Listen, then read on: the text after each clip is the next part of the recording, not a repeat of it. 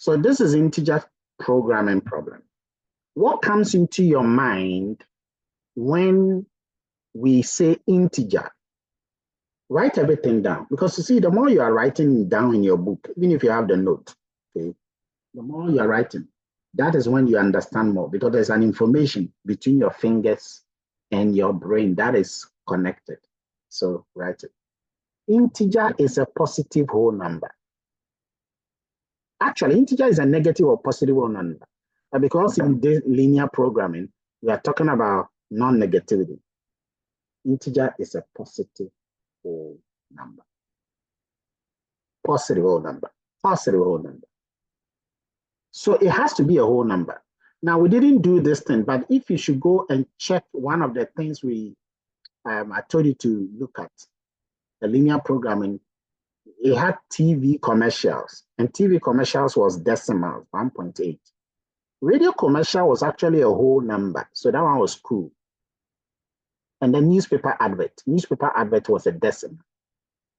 But you and I know that the number of newspaper advertisements cannot be decimals. But give me some things that cannot be decimals as well in life. What other things cannot be decimals? What other things cannot be decimals? Raise your hand and tell me one. You can't have a decimal number of aircraft. You can't have that. The number of aircraft being decimal. Brandon, give me one. Number of people. Number of people, correct. It cannot be 1/4 of a person. No, it cannot be decimal. That's good. What else cannot be decimals? What else cannot be decimals? These are all integers. They can't be decimal. Give me one. Give me one.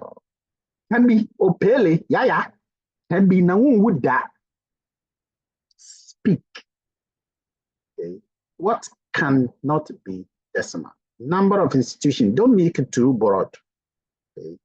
Don't make it too broad. Number of animals. That's correct. You cannot have a quarter of an animal, 3.7 animals. No. That's true. Number of cars, correct. Number of cars from Etonam. What else? Can we just say so? Participate. Participatory democracy. That is what elevates your mental gymnastics to the highest apogee. Okay. Christine, that is not clear. When you say events, you haven't spoken in total. Okay. So be clear. Number of TVs, number of phones, number of laptops, okay. Number of girlfriends. Hey, Kwame Opoku Mensa. You have too many girlfriends. So now that was the first thing that comes into your mind out of the abundance of the heart. Okay. Okay. Number of girlfriends cannot be a quarter girlfriends. That is good. Number of political parties, correct. Okay. All of these are said to be integers.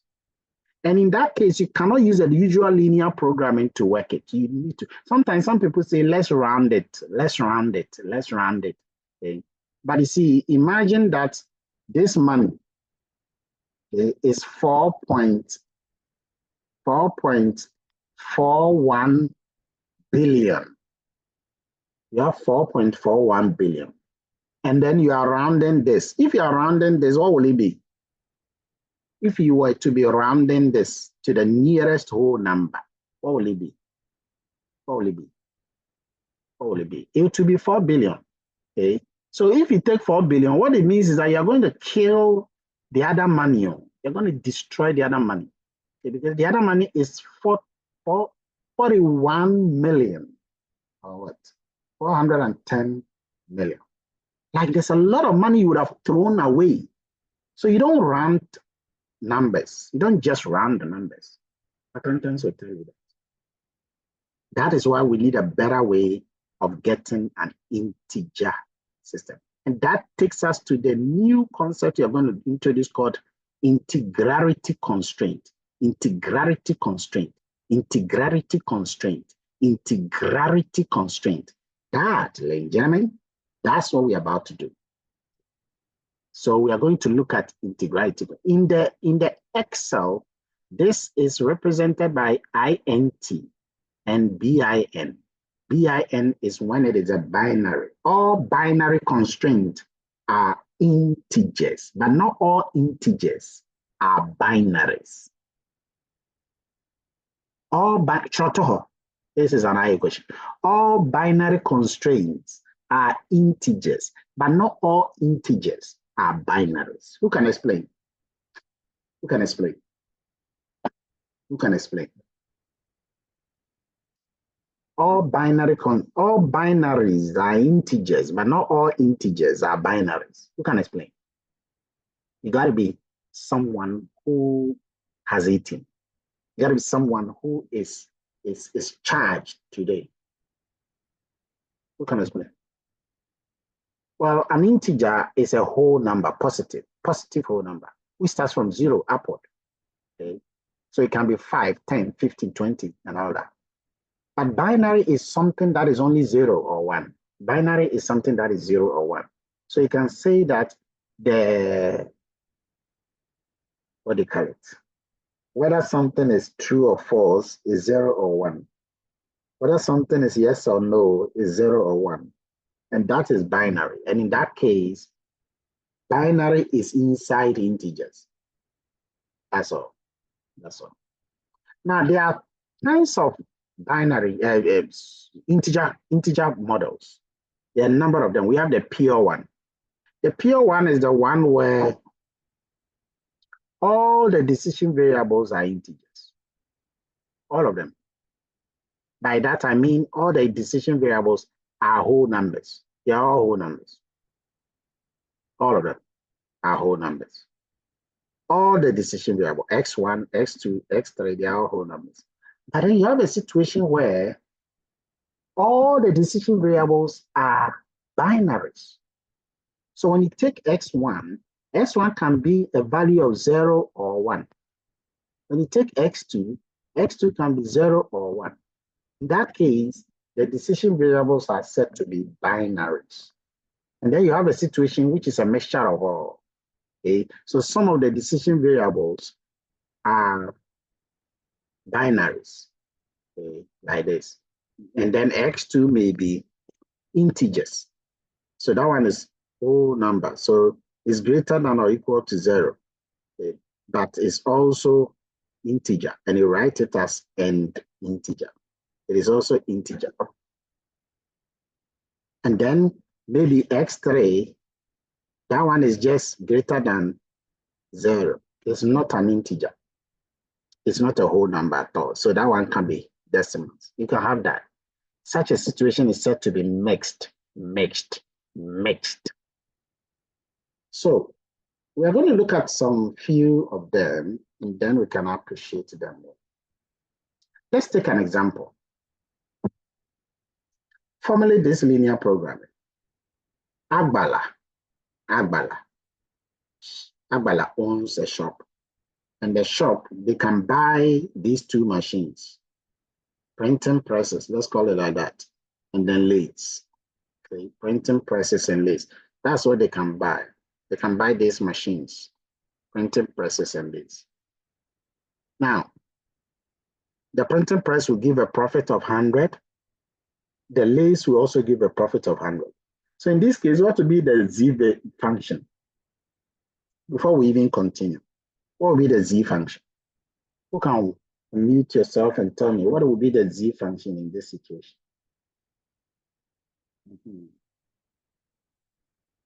What will be the Z function?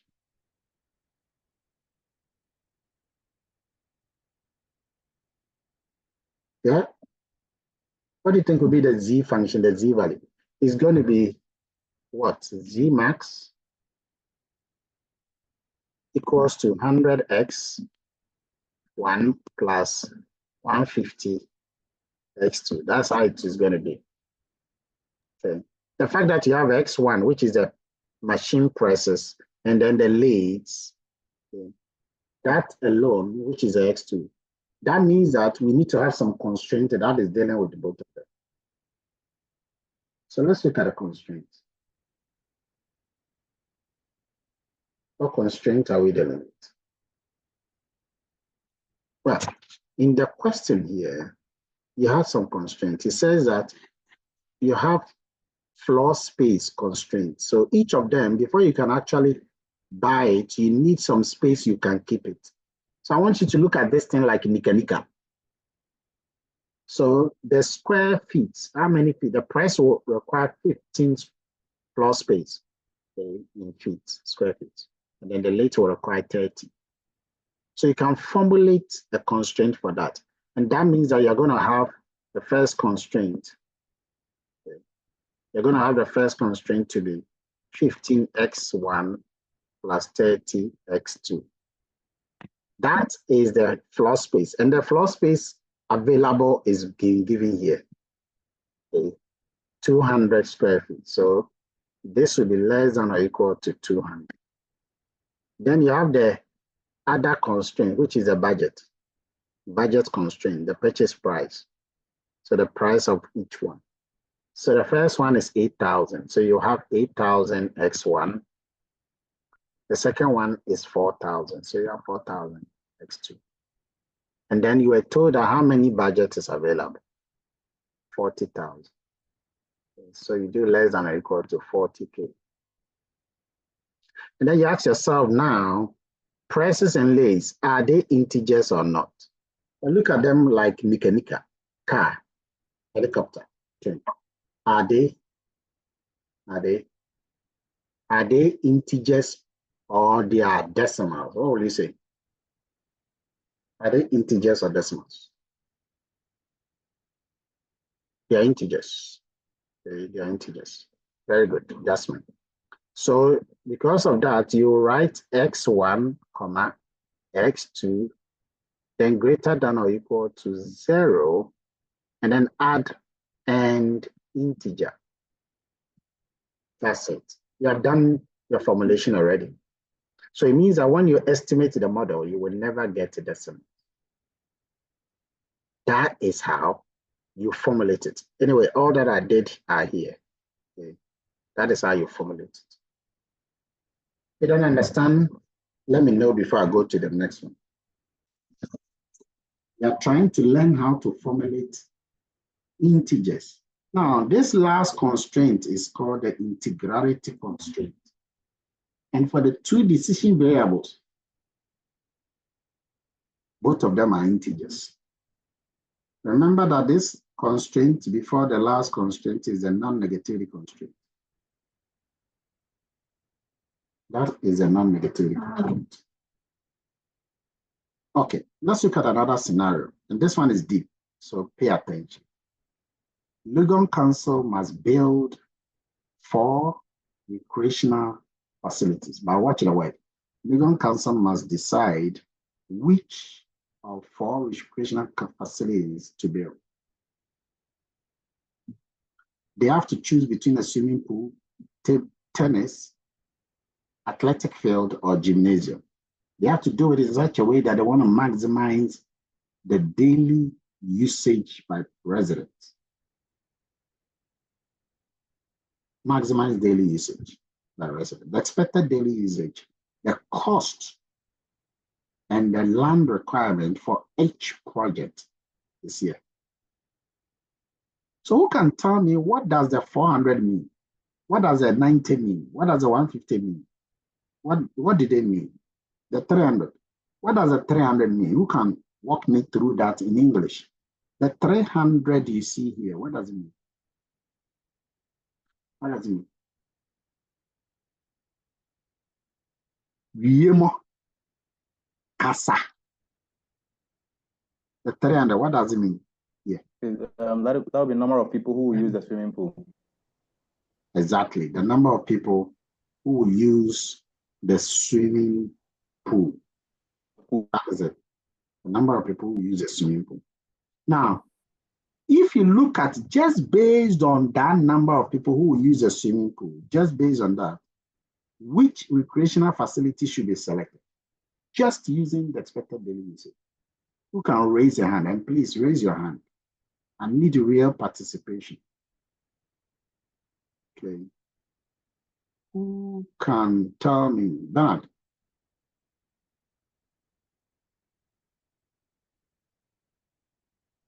Yeah, Bernard.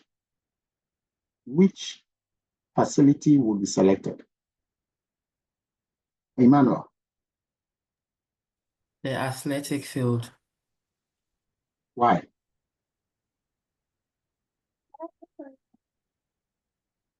Why? Because that would have the greatest number of participation. Or Correct. Very good. Based on the cost of building the facility, based on just the cost, which one would have been selected? You can tell me. Based on the cost alone, which one would have been selected? Stephen. The tennis center. Tennis center, correct. Based on the land requirement, which one will be selected? Remember, this is a facility. Yasmin.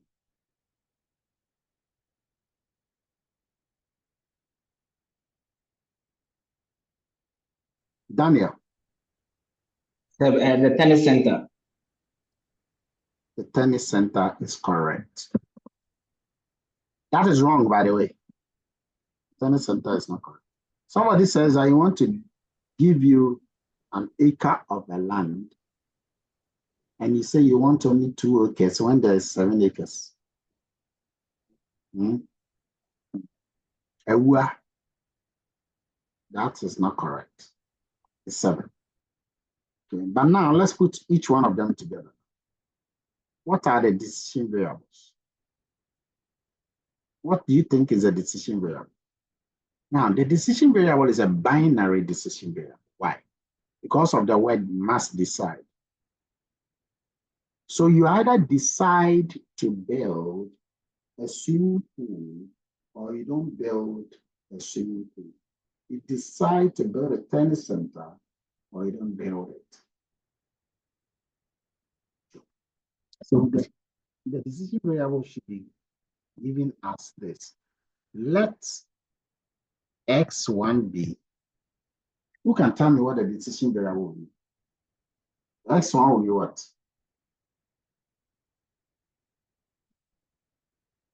Who can guess? How would you have written the decision variable? And then for X2, how would you have written it? And then for X3, and then for X4. Yeah, who can tell me the first one? So the first one would be whether or not to build a swimming pool. Whether or not to build a swimming pool. The second one will be whether or not to build a tennis center. Third one will be whether or not to build an athletic field. And X4 will be whether or not to build a gymnasium. That is how you write it. It is a binary, whether or not, man or woman. So that is how you do it. Okay. Now, how do you write your objective function? Well, look at it here. Using the information here, which one will be used to write the objective function? Which column will be used to write the objective function?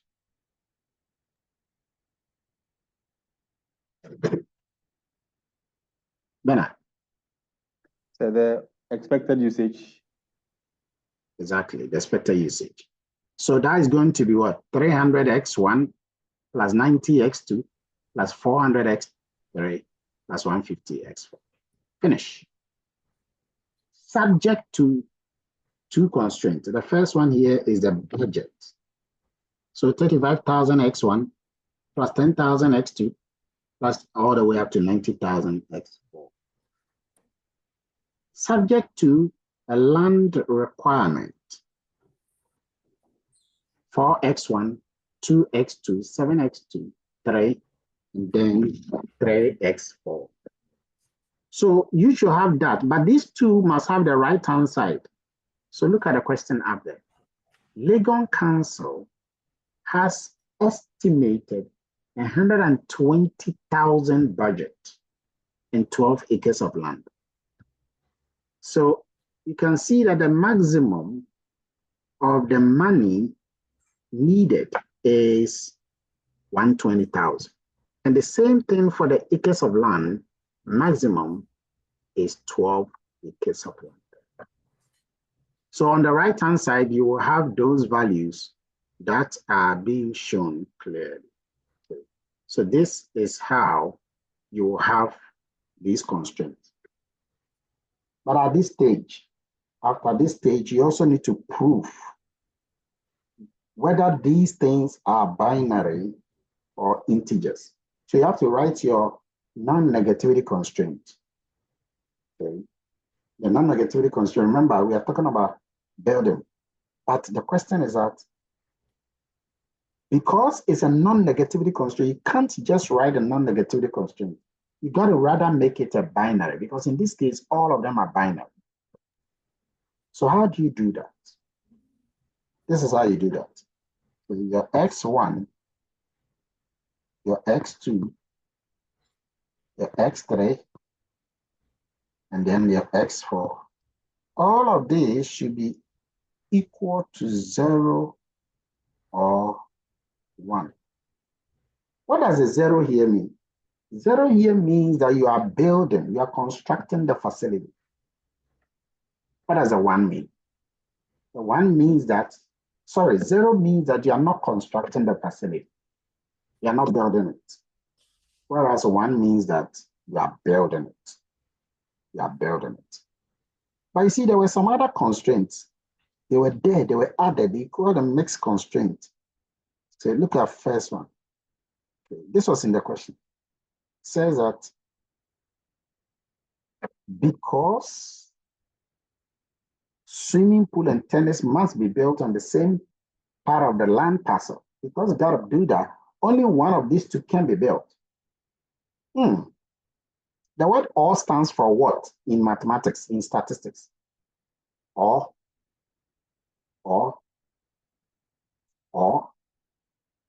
stands for what symbol? Multiplication. No. That is addition. Sorry. You are guessing now. Now it's called Lotto. Yeah. Or is addition. Okay. Or is addition. This one must be addition, but at least there's a clue that should tell you. Okay. Only one of these can be built. Only one of these can be built. So what symbol did we use for swimming pool? Swimming pool is x1. So you have x1, okay, plus x2. This thing should have been or. Okay. And then it says can be built. Okay.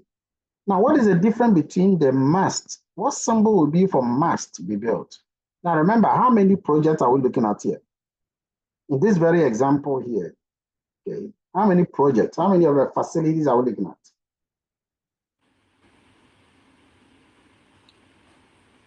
For facility. No, in this very sentence here. 2, please. 2, correct. 2. It says because swimming pool and tennis must be built on the same piece of, only one of these can be built. So that word "one" means what? It means that whatever it is, when you add these two, it should be equal to 1. Only one of these two can be built. So the question is that, what does "must be built" imply? And what does "can be built" imply? Must be built means what? Must be built means that you have no choice, you got to build them. 2. Okay.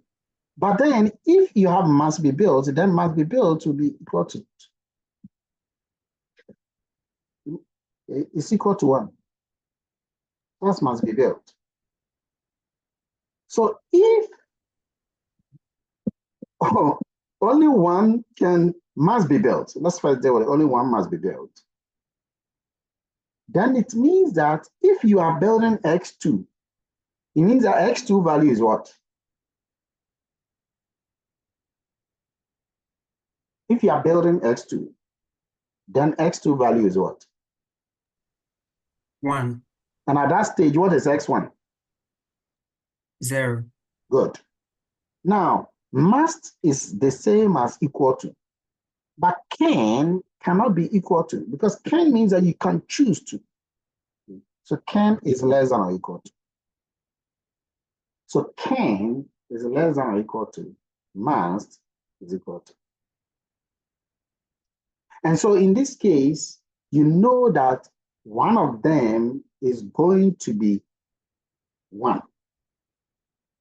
But also, both of them can be 0. Do you know that?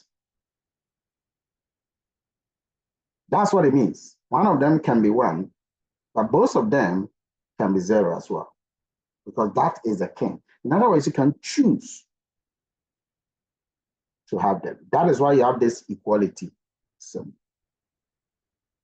So this is a very one of the tricky way of formulating linear programs in an integer linear programming setting. Let's take a couple of examples of this so that you can appreciate them a lot. So this was the one that we did, okay, for the can and then for the must. The can is mutually exclusive. The must is multiple choice constraint. Let's take another example. Suppose that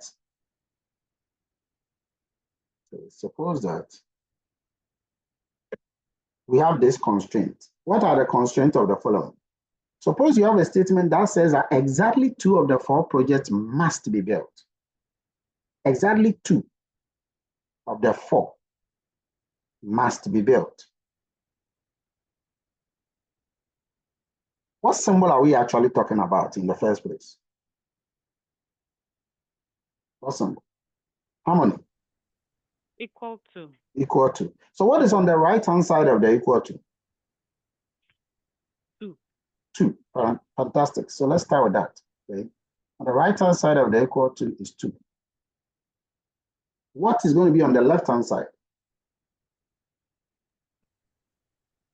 X1 plus X2 plus X3 plus X4. Because those are the projects. I hope it's coming from your head. Yeah. Okay. Those are the projects. So you have X1 plus X2 plus X3 plus X4. So if you look at this carefully, you will see that that is how you got it right. Now, what does this mean? What you've written here, what does that mean? What does that mean in terms of the project? You know, the first one is swimming pool. Then you have a tennis center. Then you have something before gymnasium. Hold on. Yeah. Tennis court. Tennis court. Good. No, after the tennis court. Athletic field. Athletic field. Electric field.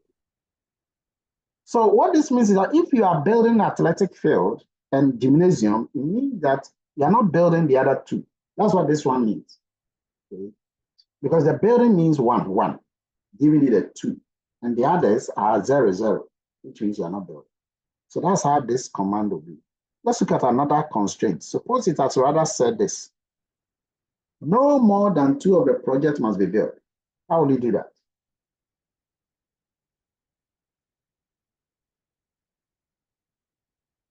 Jasmine. It will be X1 plus X2 plus X3 plus X4 less than or equal to 2. All right. Less than or equal to 2 because it's no more than. More than is greater than. Opposite of that is less than equal to. Now, suppose you have swimming pool. If swimming pool is very important and tennis is less important, I didn't say it's not important. I said tennis is less important. How will you write that constraint? How will you write it? That's when you say hand still up.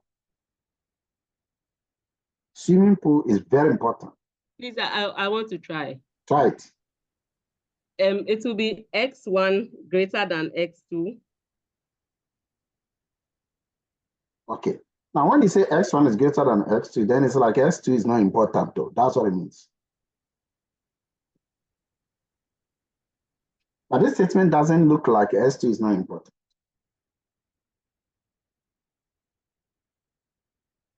So greater than or equal to x. That's it. That's it. So x1 is greater than or equal to x2. What should be the opposite? Not direct opposite, but what do I put it? That's the same as saying that x2 is less than or equal to x1.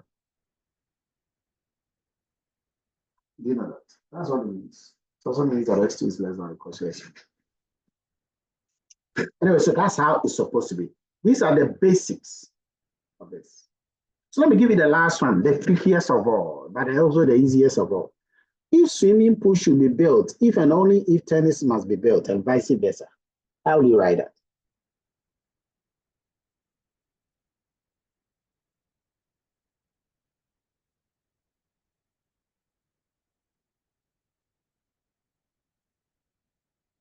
How will you write that? Co-requisite constraint. Swimming pool should be built only if tennis must be built, and vice versa. Very easy.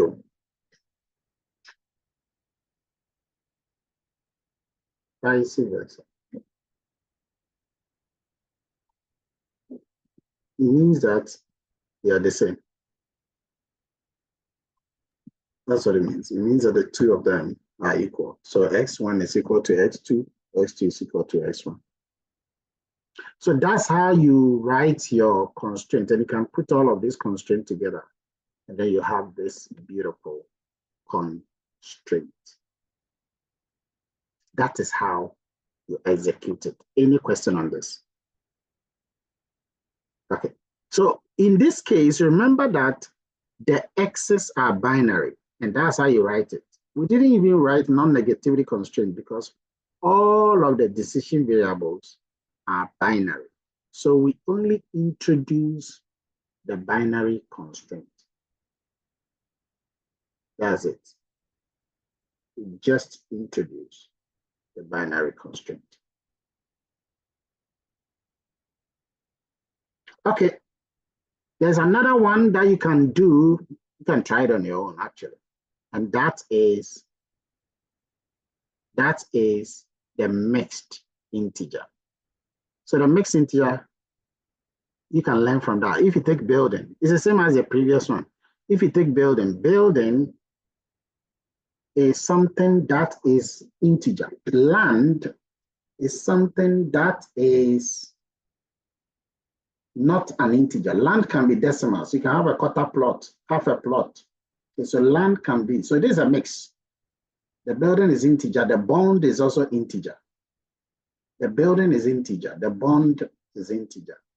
But the land is continuous variable.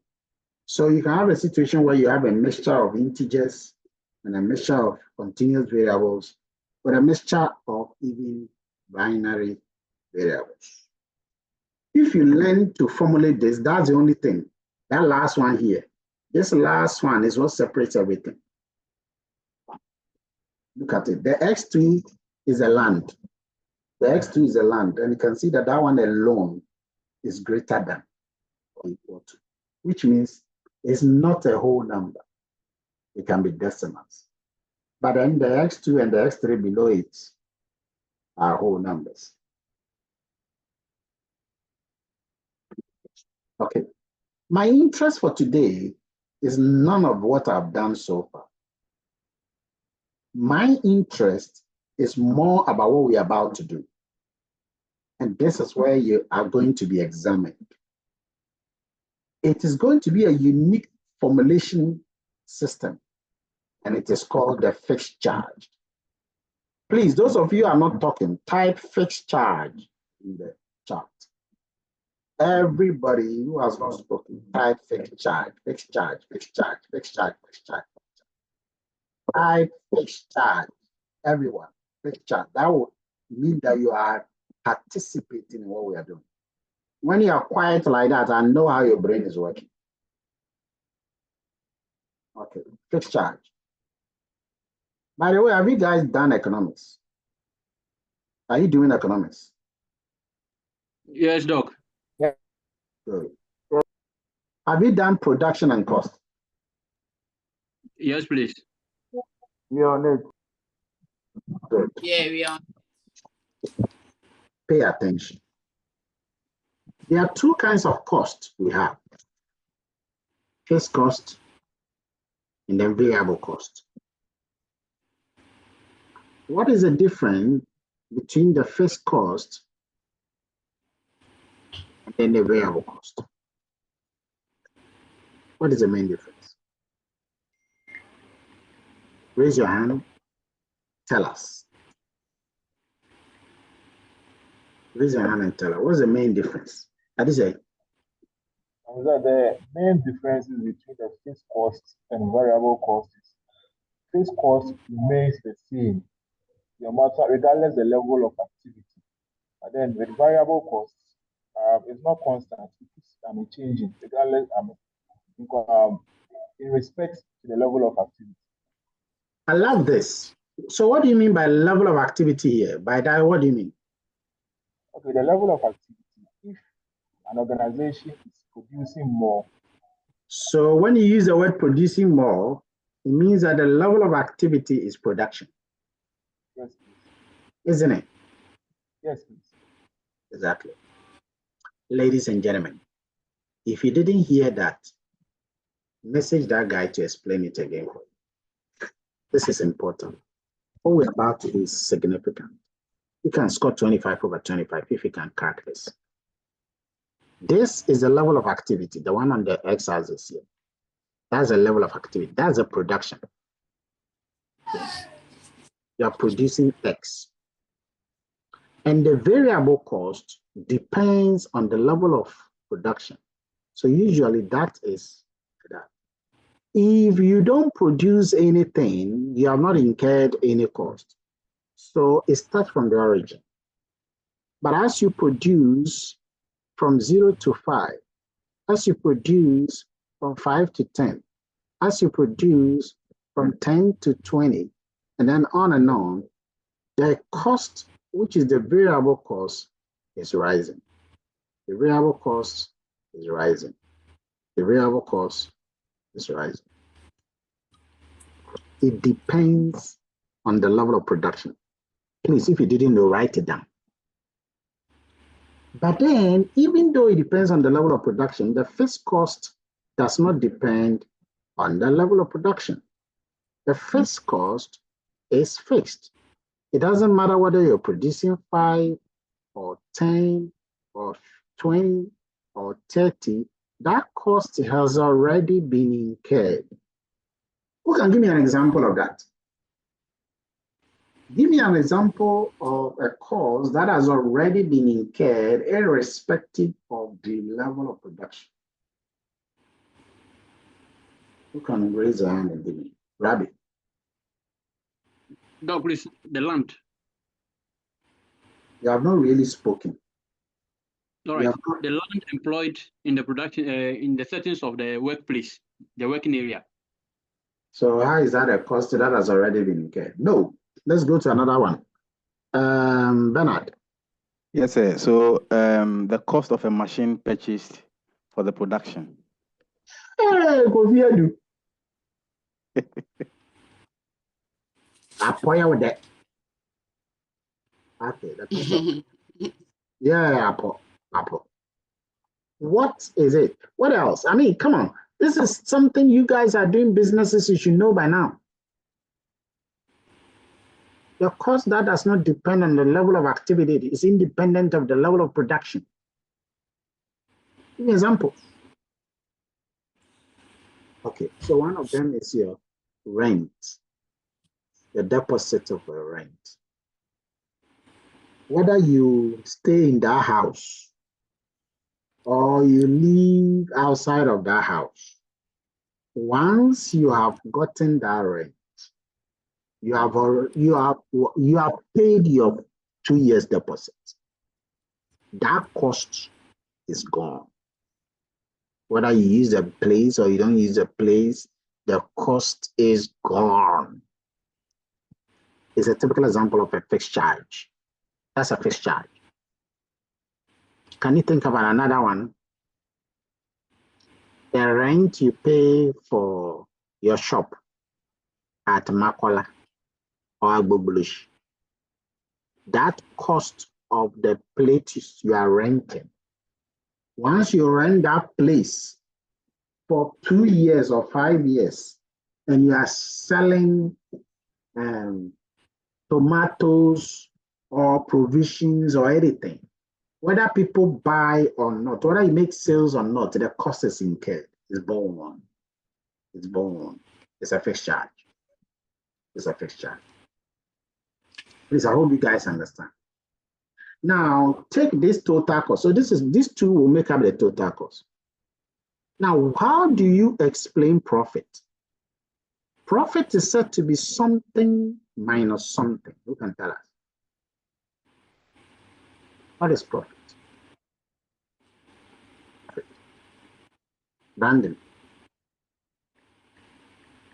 So profit is total revenue minus total cost. Very good. Write it down. Opele. Yeah. Total revenue minus total cost. And we already have heard that the total cost is actually the fixed cost. Okay. Plus the variable cost. The total revenue is also something times something. What is that? You can tell us. The total revenue is something times something. What is that, Abigail? Average revenue times quantity. Yeah, but that, you have gone too far. This one you are speaking. Okay, It's price not times tempo. quantity. Exactly. Okay. Because you did some economics now. You are trying to show your skills more, So it is price times quantity, where the quantity is X. So on the basis of that, we can say that price times quantity, which is a total revenue, minus the fixed cost. The fixed cost is a single value. It doesn't depend on the X or the level of production. So we call it K. Then plus the variable cost. The variable cost depends on the level of production. So you will write the price also times the output. And that is the variable cost. Write it down. Because we are going to use this principle to understand a fixed charge. Pay attention. Remove all the impurities from your ears and pay attention. Now let's start. To explain the fixed charge and is that kind of concept that allows you to take care of the charges or the cost, not just the variable, but also the fixed cost before you can come out with a better formulation of a linear program. Let's take a practical life situation to explain what a fixed charge is about. And please pay attention because you will be confused if you don't pay attention. If you are feeling tired, do something. So you have Tema Textiles Limited manufacturing shirts, shorts, and pants. But before you can manufacture shirts, shorts, and pants, you gotta have this machinery for shirt available. You gotta have these fixed charges available. They are fixed charges because they are rented. The cost gotta be paid before because you can't produce a shirt unless you have the shirt machinery, but you don't have a shirt machinery. You gotta rent a shirt machinery, which will cost you $200 every week. And this is important. But there is more. Let's continue.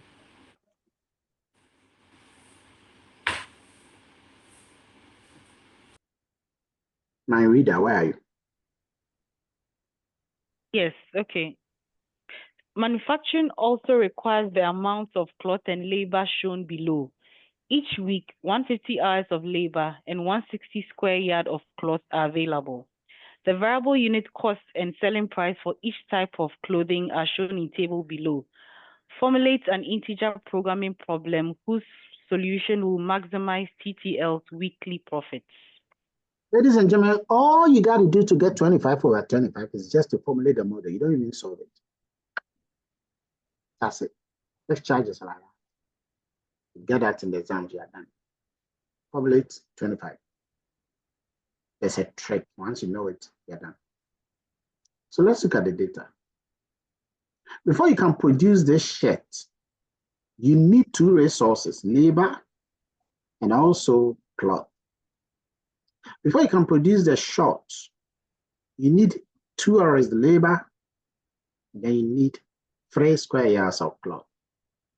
Before you can produce pants, you need 6 hours of labor, then you need 4 square yards of cloth. These are resources. So obviously they will go into the constraints. But we have also been given revenue and cost information. In terms of the revenue, we have been given sales price, the price of producing a shirt. But before you can sell this price, there must be a variable cost of 6. So when you incur this variable cost, when you incur this cost, then you top up a bit so that you can sell it at this price. And then you can make the money by multiplying this price by the quantity you sell. If you want for shorts, you would have incurred a cost of 4. You top it up a bit, and then you sell it. And if you know the quantity you sell, you multiply the quantity by the 8, and that will give you the revenue from shorts. And then it goes on and on. We are now in a position to write the objective function.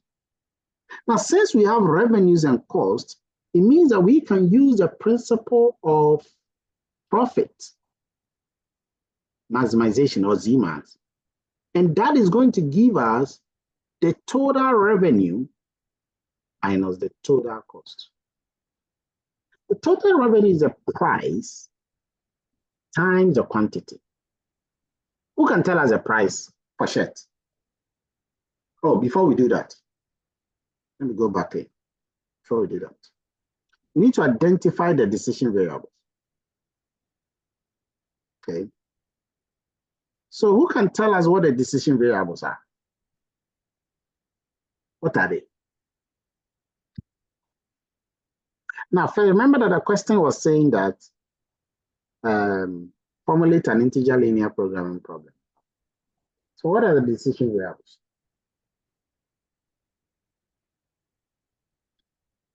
Yeah, Bernard. Yes, sir. So we have shirts for X1. Let X1 be shirts, X2 shorts, and then X3 pants. But that would have been wrong. If it just a okay, that would be wrong. So the way we always write the decision variables, we put this in a beautiful sentence. Random. Let X1 equal number of shirts. Instead of the amount of shirts. It's the number of shirts, I agree with you. Yes. So that is a number of shirts to produce. Hey. Number of shirts to produce. Guys, write it all. You're writing it. And then, of course, X2 will be the number of shorts to produce. You don't write it in sentences like this, forget it. Then the X3 will be the number of pants to produce.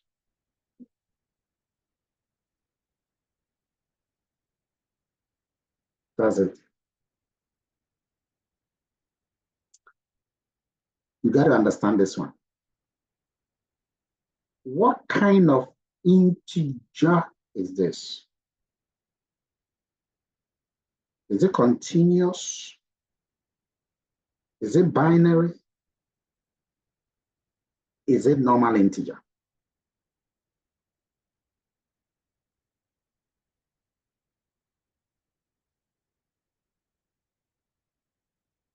It's normal integer. So x1, x2, and x3 are normal integers. That's what it is.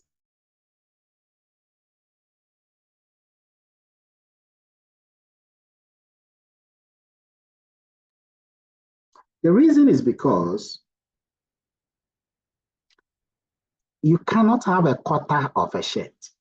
Neither can you have 7.4 shorts or 8.17, pants. It's not. So this is not a continuous variable, it's an integer. So that's the first thing to note. So this is the decision variable. But then there is another decision variable because you cannot produce this shirt unless what? You can tell us. You can't produce a shirt unless what? How many? Unless you have the suitable type of machinery available. Exactly. Now watch that word. So this machinery, what are they at all? We need to get a decision. We need to decide on the machinery. The same way we are deciding on the number of shirts that we are going to produce. We need to decide on whether we even go for the machinery or not. And therefore, we have another decision variable, y1, y2, and y3. They are decision variables because we've got to decide whether we are going to buy them, rent them, before we can decide on the number of shirts to produce. But wait, this decision variable today themselves, they are something. Because the state says that if you are not going to produce a shirt, will you need a shirt machinery? No. If you are not going to produce pants, would you even need Y3? No. So it means that the way you are about to define the Y1, 2, and 3 is very important. It means that Y1, and this is important, pay attention. Y1 is going to be 1 if you are going to produce X1. So it's going to be 1 if X1 is positive. That is if you are going to produce X1.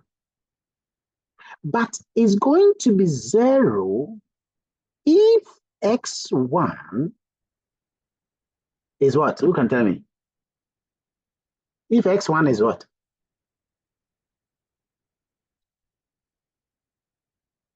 Zero.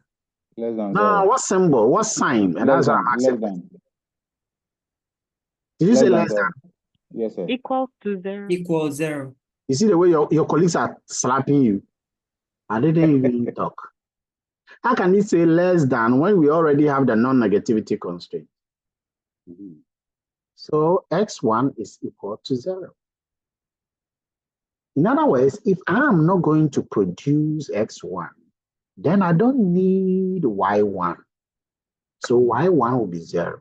Guys, this is the magic of this question. And the same thing will go with Y2 and Y3. Provided I am going to use it to produce, then I will incur. Now that word 1 here means I need it. It's there. It's going to be there. That's what it means. It's going to be there. That's what it means. It's going to be there. It's going to be there. It's going to be there. And let me tell you, some of you will start dropping from the core as we go further. Don't do it. Stay till the end.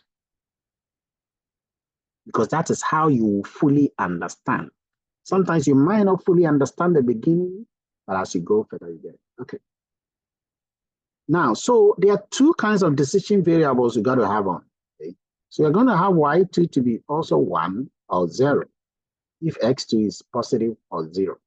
You're going to have y3 to be 1 or 0 if x3 is going to be positive, okay, or it's going to be equal to 0. All right. These are important. These two are very important.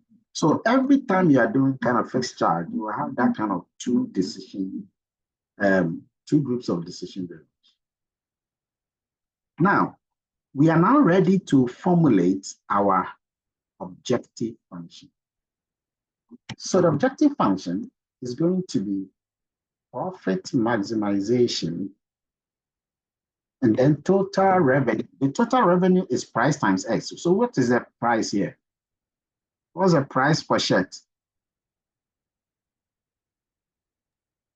12. 12, very good. And then the X is what?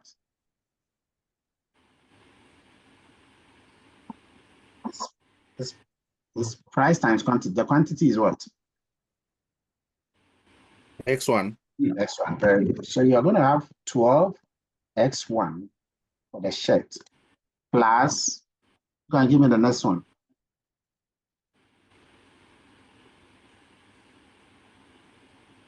8x2. 8x2 plus 15x3. That is the revenue. Then you go to minus the cost. And remember the cost, we are going to have the fixed cost plus the variable cost, but I'm rather going to bring the variable cost first so that you don't get too confused. So let's look at the variable cost. The variable cost is what? You can tell me. Remember, the variable cost means that they depend on production. So what would the variable cost be? 6x1 Very good. plus 4x2 plus 8x3. Very good. Then you will add a fixed cost. And what is a fixed cost here? Remember, a cost cannot appear without, if it is a decision variable, it means that it is always multiplying something. So these costs are going to be 200 Y1, because we have them up there. 200 Y1 plus 150 Y2 plus 100 Y3. In case you've forgotten, when you go to these, when you go to here, you will see them 200, 150, then 100. Okay. So now that you have formulated this, you just have to expand and then group items. So finally, what will be your Z function? You can walk me through. Because you have to simplify the x's, because the x's, some of them are the same. So what will be the final one? 12x1 minus 6s1, isn't it? Simplify items. So that will be 6x1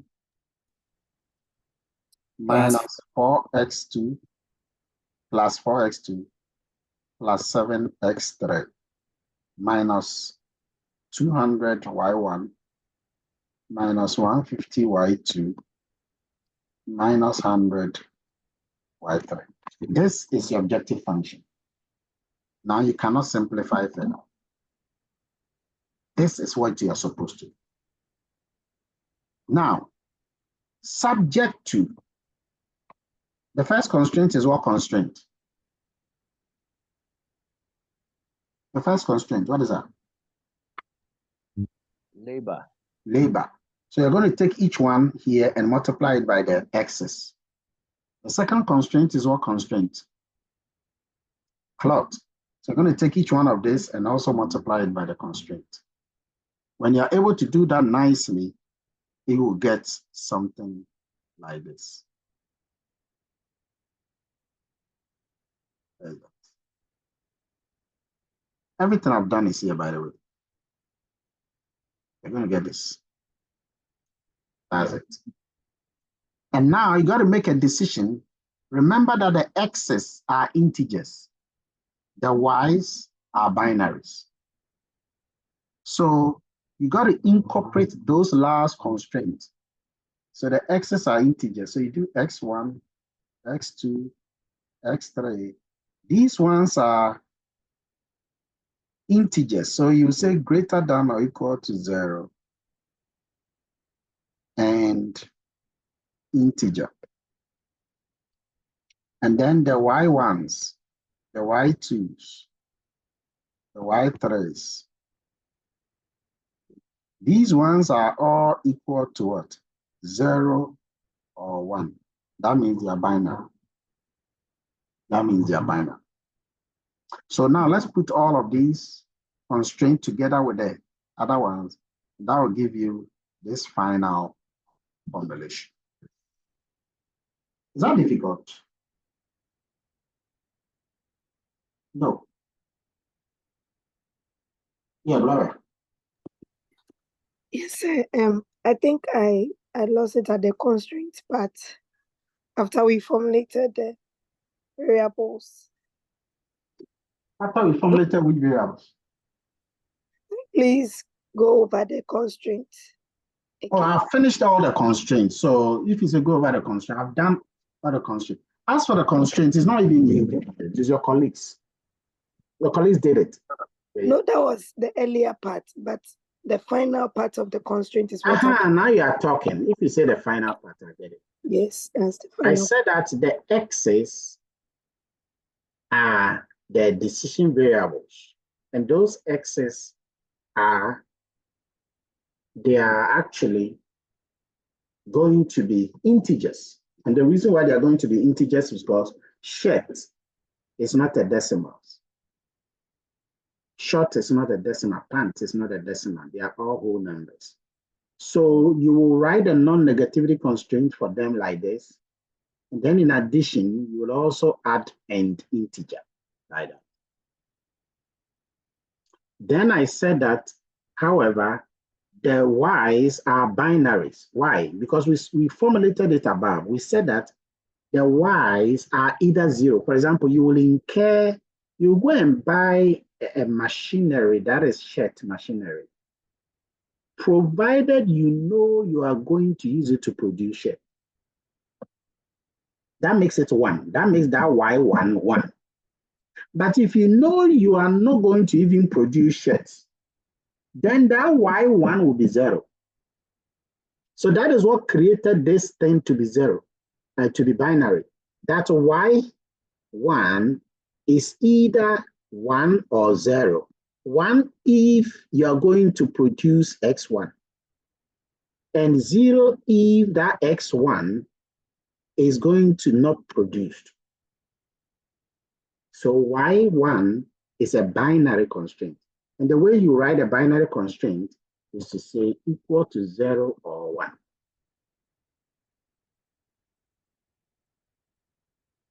Does that make sense?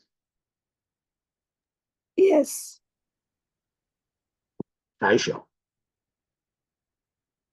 Yes, please. I got the first part of it, but I think that's summarizing it is where I didn't get. I get the why. Okay, ladies and gentlemen, is this formulation right? And the answer is no. Everything we have done here, there's a problem with it. And this is why. I decided to solve this whole equation in Excel, and this was a result. Tell me what is wrong with this blue result. Something is heavily wrong. Who can tell me? Something is heavily wrong with these blue results.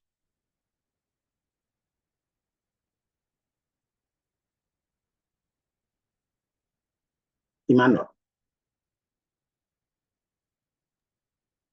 I can see that y1 is equal to y2 is equal to y3 is equal to 0. So it means we are not producing either. Like we are not producing anything based on our decision variable setting. You haven't spoken well. Explain it to a 6-year-old, then you know you have spoken well. Okay, so when we were formulating our decision variables, we said that we would produce for the binary constraints, if y1 is equal to 1, it means x1 is greater or equal to 0. So it means we would have a positive number of, like we will produce some sheds. And 0 if otherwise. So 0 if we are not producing anything. And if we've solved the problem and then y1, y2, and y3 is equal to 0, it means we are not producing anything. And yet, continue. Yet we are supposed to, if you are not producing anything, it defeats the objective. We are not producing anything, so we will get 0 profit. And yet we produce shirts and exactly. Bravo. Wherever, bravo.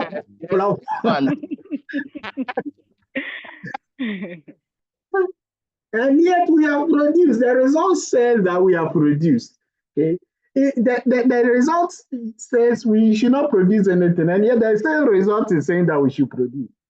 We have produced X1, we have produced X3, but we shouldn't have produced them. So there's something wrong with the thing.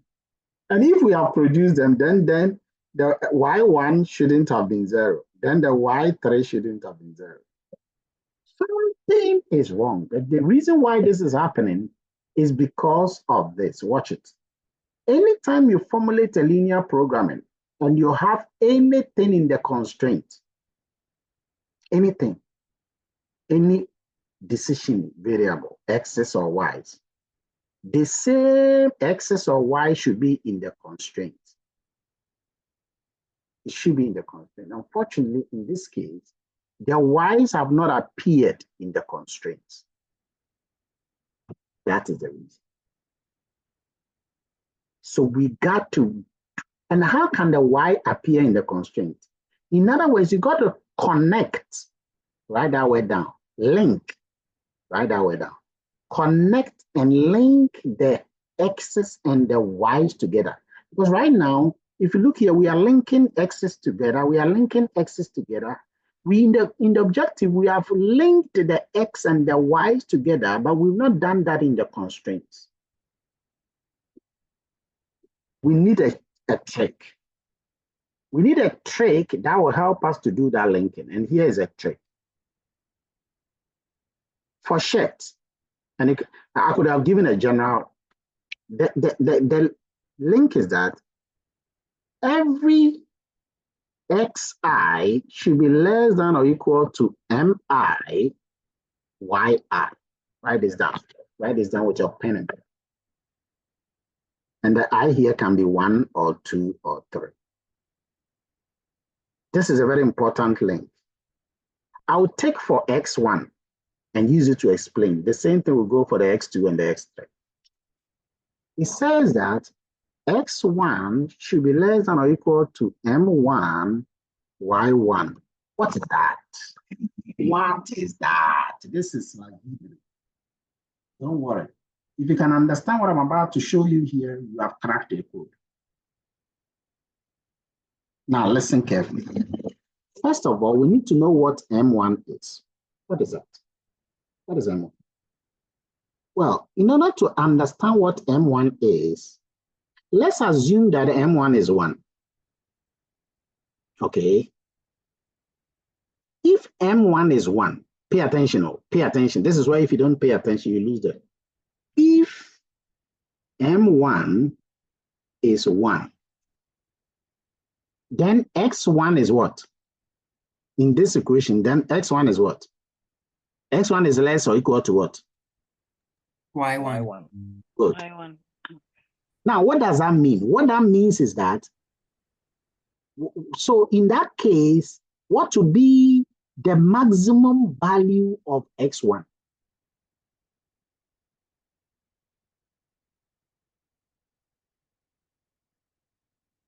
If M1 is 1, then x1 is not just equal to y1, no. It is equal to or less than y1, which means that there are values of x1 that are less than y1. Does that make sense? Because it's not just equal to, it's also less than. So it means that whatever is on the left-hand side can be less than what is on the right-hand side. Abby, do you agree with that? Hannah is very important. Okay, let me take another thing. If M1 is 1, then the right-hand side values can only be what? What values? Decimals. Hold on. If M1 is 1, then the right-hand side here, the value can only be what value? Only 2 values, oh, by the way. It can be only 2 values. What are they?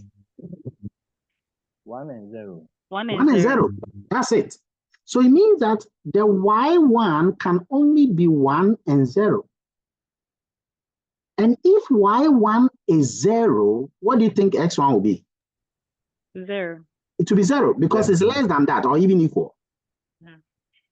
And if y1 is 1, what do you think x1 can be? 0 or 1. Thank you. You are thinking.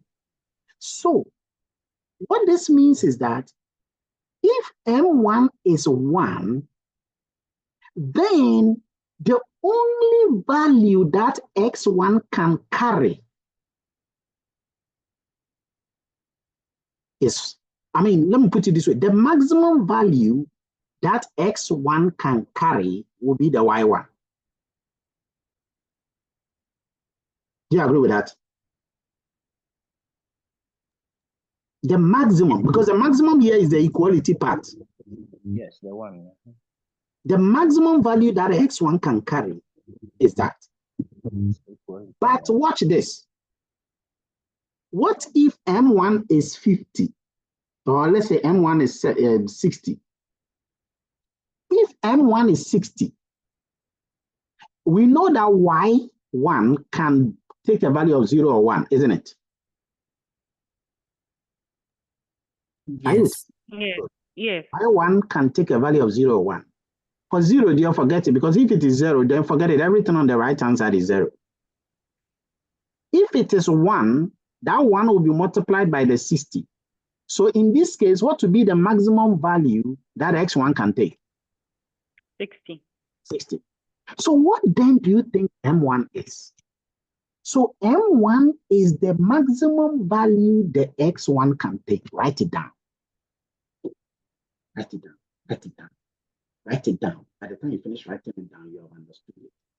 M1 is the maximum value that x1 can have. Because there are other possibilities. Because it means that we are now going to have x1 to be less than or equal to 60. That's what it's going to be. Which means that it can be 50, it can be 53, it can be 54, it can be 7, it can be 8. There are several possibilities of x1. But then the maximum value it can have is that 60. Do you agree now? With that knowledge that x1 and M1 is the maximum value that x1 can take, now we have to institute this command, this whole equation. We have to bring it and add it here. So we have to add x1 less than or equal to M1 y1, okay, and then x2 less than or equal to M2 y2, and then x3 less than or equal to M3 y3. But the thing is that we don't need to do that until we know the maximum value of M1. We need to know, we don't need to do that until we know the value of M1. How do we get the value of M1? We can get it from the other constraints. If the constraints are 10, you have to find M1 from all the 10. In our own, The constraints are 2. So we are going to find each of the M from each of the constraints, from both constraints. How do you do that? Watch me. Pay attention. Follow me. If we start to look for M1, it means that, remember, M1 is the highest X1. Highest X1. So we are now going to look for the highest X1. So we will come here to the labor constraint. If you want X1, what will you do to X2 and X3 in this equation? What will you do? If you are looking for the value of, you set them to 0, isn't it? And now, because you want the highest, what will you do to the less than or equal to sign? You make it equal. Make it equal, exactly. So if you make this one equal, because remember, that's a line. If you can remember the line, the slack variable, when we're doing it to set the line. That is a line, the constraint line. So what we are going to do is that we are going to assume that X2 is 0. And we are going to assume that the X3 is 0 and find X1 in the first equation. That means that in the first equation, we are going to have 3X1 equal to 150, which means that X1 is what? 50. Good. Hold on. But there's another equation here that we also have to deal with, equation 2. That one to set the X2 to 0, we set the X3 to 0 and find for X1.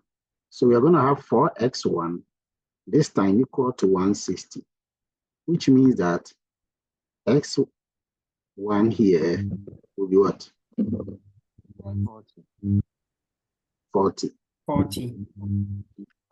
Question. Think. Which of them two variables should we take? Because it's one of them that we have to take. We can't take both. Which of the two should we take? If you guess, I know you have guessed. Who can tell us? Which of them two? If you have guessed, it's okay. Don't say it if you have guessed. But if you have a reason why you are saying that. Yeah, Brandon. We should use the 50. Okay. Now, the reason why you said we should use the 50, by the way, that's wrong. The reason why you said you should use the 50 is because we have been talking about the maximum value that X1 should have, isn't it? But that will be wrong. And let me tell you why. In order for you to know which one of these two to know, always put both of them back into the equation and see whether they will satisfy the inequality and the equality part. So let's take the first one. If you take 50, you are going to drop the 50 into both of them and see. And of course, you're going to, these two are already 0. So you're going to drop it here. So you're going to have 3 times 50. 3 times 50 is what? 150. Does that satisfy the first equation, the labor constraint? Yes. Yeah. Now, if you go to the second one, 4 times 50, that is what? 200. Does that satisfy this constraint? No. Okay, so 50 will not work. Let's go to the 40. If you take the 40, drop the 40 into the first one, you get 3 times 40. That is 120. Does that satisfy? Yes. Yes. You go to the second one, 4 times 40. That is 160. Does that satisfy the second constraint? Yes. Yes. So you rather take the 40 because 40 satisfies both constraints. Now let me tell you a secret. You always take the smaller of the two, or you always take the smallest of the two. That's your rule. Always, whenever you get 2 numbers or 3 numbers, if the constraints are 4, we have to get 4 numbers. You always take the smallest one. Why? Because that smallest one will satisfy all constraints all the time.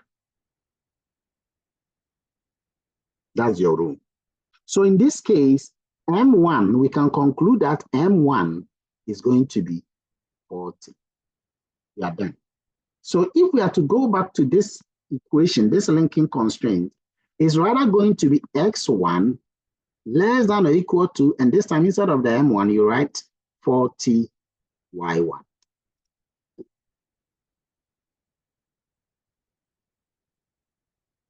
Now let's go to the X2. If you are to do the X2, okay, and you are looking for M2 this time, M2. How do you do that? All you have to do is come to the first equation, set the X1 and then the X3 rather to 0, and find the X2. So in this case, you're going to have 2X2 equal to 150, which means that your X2 is 75. You do the same thing with the second equation.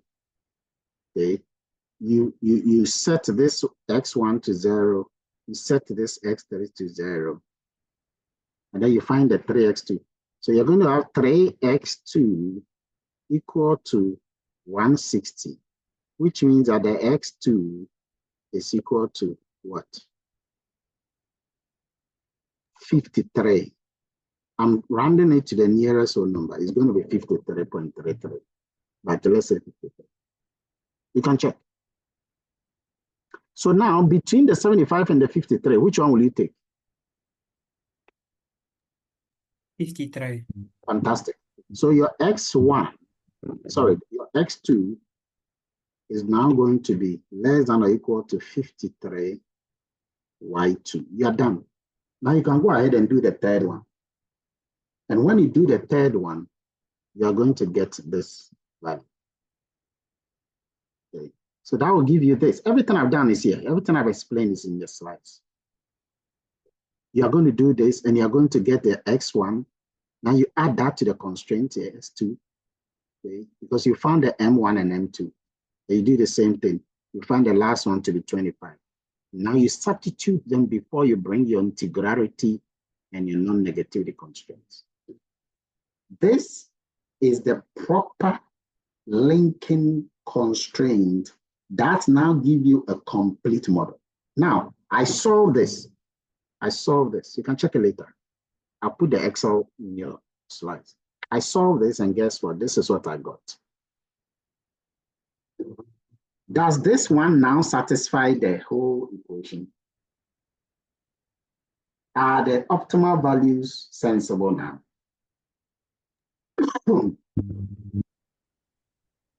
Are they sensible? Ransford.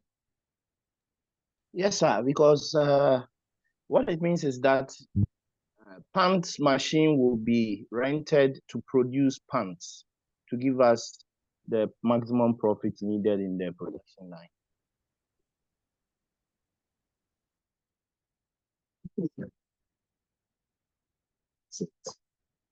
So this is how you do your fixed charge problem. I have some couple of examples in the slides later that you should check on. If you follow this, and this is it, all you got to do is to learn the formulation like this, 25/25. Even if the constraints are a bit more, like 2 more constraints are added, it doesn't matter. You just take the first one. It just takes a bit of time, but once you know what you are doing, it will just be easy. And it's always going to be something like the total revenue minus the total cost. Ladies and gentlemen, that brings us to the end of the entire caboodle.